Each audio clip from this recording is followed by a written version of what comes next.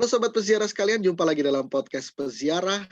Di tahun 2021 ini, gereja akan merayakan apa yang disebut dengan Tahun Santo Yusuf. Dan apa itu Tahun Santo Yosef dan kenapa kita akan merayakan ini, kita akan membahas secara khusus berkaitan juga dengan surat apostolik dari Paus Fransiskus bersama dengan Romo Uut. Tetapi seperti biasa, sebelum kita memulai, mari kita buka dengan doa. Dalam nama Bapa dan Putra dan Roh Kudus. Amin. Amin. Datanglah ya Roh Kudus, penuhilah hati umat-Mu dan nyalakanlah di dalamnya api cinta-Mu. Utuslah Roh-Mu agar segala sesuatu akan diciptakan lagi dan Engkau akan membaharui muka bumi. Ya Allah, Engkau telah mengajar hati umat-Mu dengan terang Roh Kudus. Berilah supaya dalam roh yang sama ini kami senantiasa berpikir benar dan bijaksana, serta selalu gembira karena lipurannya. Demi Kristus Tuhan kami. Amin. Amin. Ya, Sobat Peziarah sekalian, jangan lupa like, komen, dan subscribe YouTube Peziarah Katolik, dan juga hidupkan lonceng notifikasinya agar terus bisa mengikuti konten-konten dari YouTube Peziarah Katolik, serta jangan lupa untuk membagikannya kepada Sobat Peziarah lainnya.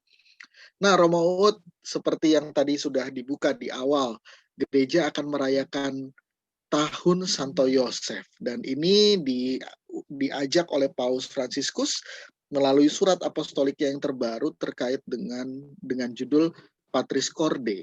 Kira-kira kalau menurut Romo, apa sebabnya Paus Fransiskus menetapkan tahun ini sebagai Tahun Santo Yosef? Kenapa nggak Tahun Santo Yakobus atau Tahun Paulus gitu, Romo? Iya, saya melihat ada dua latar belakang. Latar belakang pertama adalah COVID-19. Di surat itu sendiri dinyatakan secara eksplisit bahwa pahlawan masa pandemik ini kebanyakan bukan orang-orang yang dekat dengan pemuka agama, bukan orang-orang hierarki, tapi orang-orang biasa, dokter, perawat, dan terutama adalah orang tua. Ya. Jadi Bapak Paus sebenarnya dengan ini mau mengatakan pesan bahwa untuk menjadi kudus itu tidak perlu menjadi atau mendapatkan status yang ekstraordiner. Enggak, setiap orang dalam kapasitasnya, dalam situasinya masing-masing saat ini, itu dipanggil pada kekudusan. Dan itu nampak dalam masa pandemik ini. Tiba-tiba dokter, para perawat menjadi garis penjaga garda paling depan dalam perjuangan melawan COVID-19. Tiba-tiba orang tua juga menjadi garda paling depan untuk pendidikan anak, keberlangsungan hidup mereka, dan seterusnya. Nah, ini yang mau diangkat oleh Paus. Background-nya adalah COVID-19, di mana banyak orang yang dalam situasi harian biasa itu tidak dianggap, atau mungkin hanya disebut, dilihat, dikenang sepintas lalu. Tapi tiba-tiba dalam COVID-19 ini semakin nampak bahwa everybody dalam posisi mereka bisa menjadi hero, bisa menjadi pahlawan. Nah, itu yang pertama. Latar belakangnya adalah COVID-19. Latar belakang kedua, klerikalisme. Kita tahu sudah sejak awal kepausannya Bapak Paus Fransiskus melawan gejala yang begitu subur dalam gereja Katolik, khususnya yang disebut klerikalisme. Apa itu klerikalisme? Yaitu kecenderungan untuk memanfaatkan keuntungan sebagai pejabat gereja. Yang menarik adalah dalam COVID-19 ini semakin nampak, seperti saya katakan tadi, orang-orang biasa yang jadi pahlawan. Karena apa? Karena mau ketemu pastor susah. Mau misa harian nggak bisa, misa mingguan nggak bisa, sakramen taubat nggak bisa. Terus apakah kalau nggak ketemu pastor, iman berhenti? Hidup doa kita mati? Ternyata enggak. Ternyata ada Tuhan memberikan 1001 cara untuk menjaga, merawat iman mereka. Dan di situ yang tampil adalah terutama kepala rumah tangga. Maka dengan kata lain, orang tua, khususnya kepala rumah tangga, dipanggil untuk menjadi imam-imam dalam dan bagi keluarga mereka masing-masing. Nah, maka dengan latar belakang begitu, tampillah figur Santo Yosef, yang di satu sisi juga kepala rumah tangga, di sisi lain orang biasa. Bahkan dikatakan juga dalam surat Patris Corde itu ya. Santo Yosef adalah figur di bawah bayang-bayang Yesus dan Bunda Maria. Ya. Maka ini adalah pribadi yang tersembunyi. Pribadi yang nggak mau menjadi pusat perhatian, tetapi perannya begitu penting. Nah, kurang lebih dua latar belakang ini yang menurut saya mendorong Bapak Paus untuk kemudian menetapkan uh, tanggal 8 Desember tahun 2020 sampai 8 Desember 2021 sebagai tahun Santo Yusuf. Tentu latar belakang formal ya, latar belakang ofisial. Kemarin kita merayakan 150 tahun ditetapkannya Santo Yosef sebagai pelindung gereja universal. Itu kurang lebih yang latar belakang yang mendorong Bapak Paus untuk menyatakan 8 Desember tahun ini sampai 8 Desember tahun depan sebagai tahun Santo Yusuf. Baik Romo, jadi ada semangat formal terkait dengan 150 tahun penetapan Santo Yosef sebagai patron gereja universal, tetapi juga ada semangat-semangat yang berangkat dari keprihatinan yang ada di dalam masyarakat gitu Romo ya. Iya. Nah, sedikit berkaitan dengan Santo Yosef sebagai patron gereja universal. Kalau kita bicara 150 tahun, berarti ini kira-kira ditetapkan oleh Paus Pius ke-9 kah atau 11? Betul, gitu, Paus Pius ke-9. Iya, maka kelihatan bagaimana Paus Pius 9 waktu itu kan yang dihadapi modernisme ya. Modernisme yang menekankan rasionalitas tanpa keterbukaan akan campur tangan yang ilahi dalam hidup kita. Nah, Santo Yosef melawan kecenderungan itu. Santo Yosef dengan kesederhanaannya dalam kehidupan sehari-harinya justru menerima campur tangan yang ilahi dalam diri perawan Maria. Ya. Kalau Santo Yosef itu hanya berpikir level manusiawi, moralitasnya juga level manusiawi, dia akan seperti yang dia putuskan, dia akan pergi meninggalkan Maria sendirian supaya dialah yang dihukum. Nah, itu kan manusiawi itu. Tapi campur tangan ilahi masuk ketika malaikat mengatakan, jangan takut mengambil Maria sebagai istrimu. Nah, itu semangatnya yang saya yakin mendorong Pius ke-9 untuk mengangkat figur Santo Yosef sebagai pelindung gereja universal. Ya. Karena dalam kesederhanaannya, dia terbuka terhadap campur tangan ilahi. Dia tidak membatasi diri pada pertimbangan-pertimbangan manusiawi sebaik dan sebijaksana apapun itu. Ya. Seperti seruan Iteat Yosef gitu Romo ya. Iya, betul. Seperti ya Iteat Yosef itu kan sandingannya Per Mariam ad Jesum ya. Iya. Nah, Romo, kira-kira apa yang bisa dilakukan orang muda selama tahun Santo Yosef ini, Romo? Kalau begitu.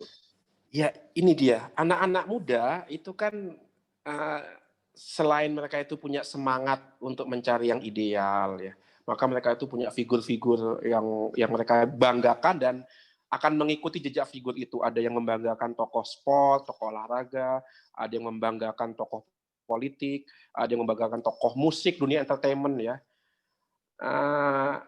Maka ada hal baik, yaitu mereka juga mencari yang terbaik, ingin mewujudkan yang terbaik. Di sisi lain ada efek negatifnya, yaitu yang dijadikan idola itu tokoh-tokoh yang tenar, tokoh-tokoh yang tampil, tokoh-tokoh yang menjadi pusat perhatian. Maka dengan tahun Santo Yosef, anak-anak muda dihadapkan pada pilihan untuk melihat tokoh-tokoh yang tersembunyi, tidak tampil, tapi punya peran sangat penting dalam kehidupan. Contohnya adalah orang tua mereka masing-masing kan nggak masuk majalah Times, nggak masuk koran Kompas pun tidak. Tapi apakah peran mereka kemudian kurang penting kan nggak juga ya. Nah itu dia. Maka dengan tahun Santo Yosef ini anak-anak muda diundang untuk dengan kesederhanaan hati melihat tokoh-tokoh yang tidak menonjol, tetapi sumbangannya itu tidak kalah hebat. Penyapu jalan, ya kan, bapak-bapak yang mendorong gerobak, pemulung untuk menghidupi keluarganya. Tokoh-tokoh ini jarang akan tampil menjadi halaman muka di majalah-majalah, tapi mereka digunakan Allah untuk menyelamatkan paling tidak istri dan anak mereka. Itu.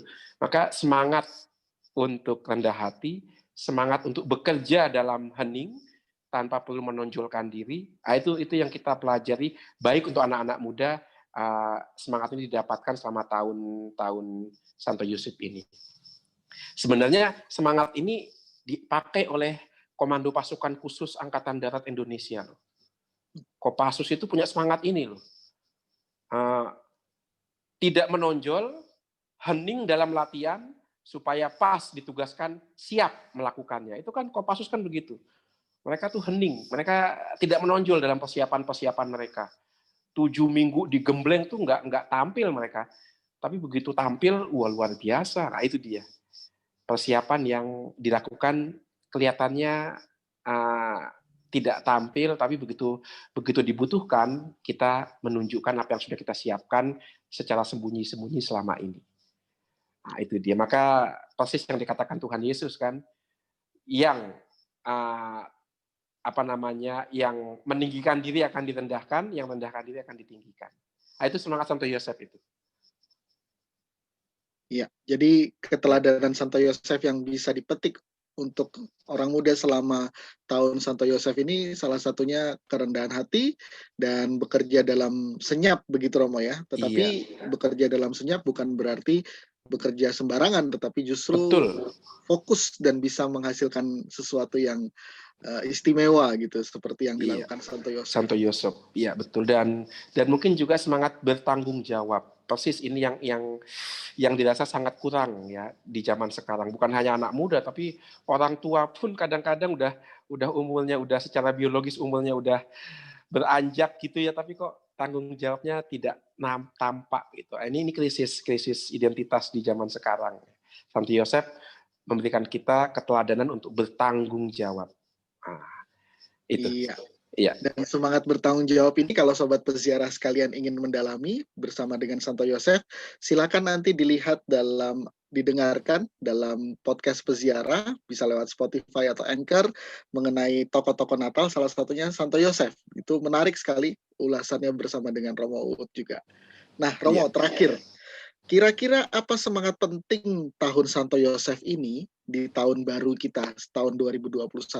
Tahun 2020 kita tahu tahun yang berat untuk kita semua, dan Paus mengundang kita berjalan bersama Santo Yosef. Kira-kira apa yang penting untuk tahun 2021 ini, Rob?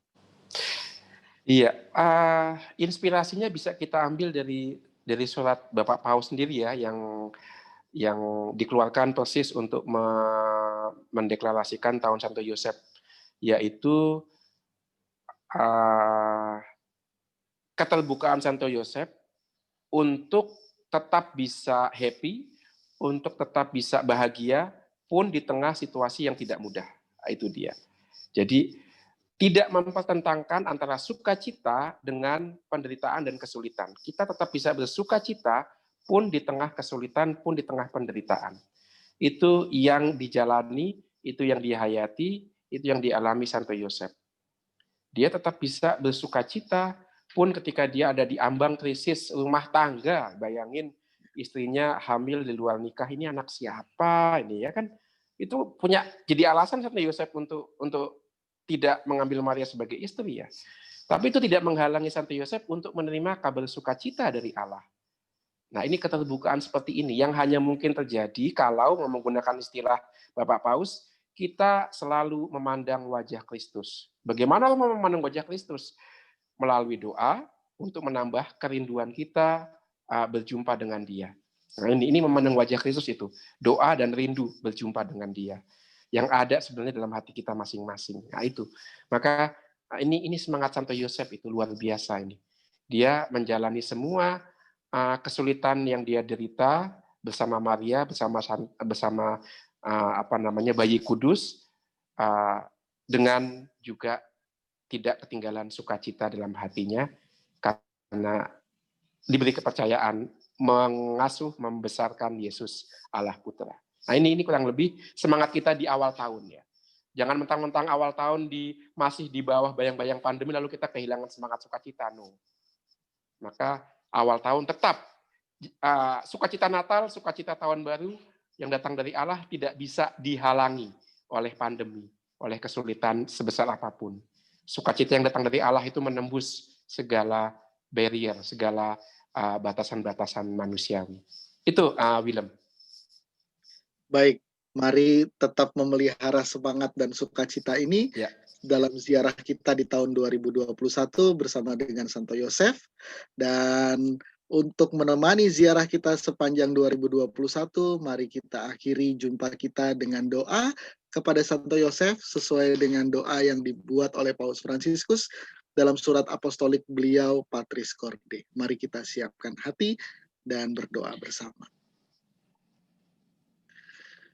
Salam penjaga Sang Penebus, suami perawan Maria yang terberkati. Kepadamu Allah mempercayakan putra tunggalnya. Kepadamu Maria menaruh kepercayaannya. Bersama denganmu Yesus menjadi manusia. Oh Yusuf yang terberkati, perlihatkanlah dirimu sebagai seorang bapa juga bagi kami. Dan bimbinglah kami di sepanjang perjalanan hidup. Perolehkanlah bagi kami rahmat, belas kasih, dan keberanian. Dan lindungilah kami dari segala yang jahat. Amin. Kemuliaan kepada Bapa dan Putra dan Roh Kudus, seperti pada permulaan, sekarang, selalu, dan sepanjang segala abad. Amin. Dalam nama Bapa dan Putra dan Roh Kudus. Amin. Amin. Ya Sobat Peziarah sekalian, jangan lupa like, komen, dan subscribe YouTube Peziarah Katolik dan menghidupkan lonceng notifikasinya. Kita jumpa lagi dalam podcast Peziarah berikutnya. Sampai jumpa.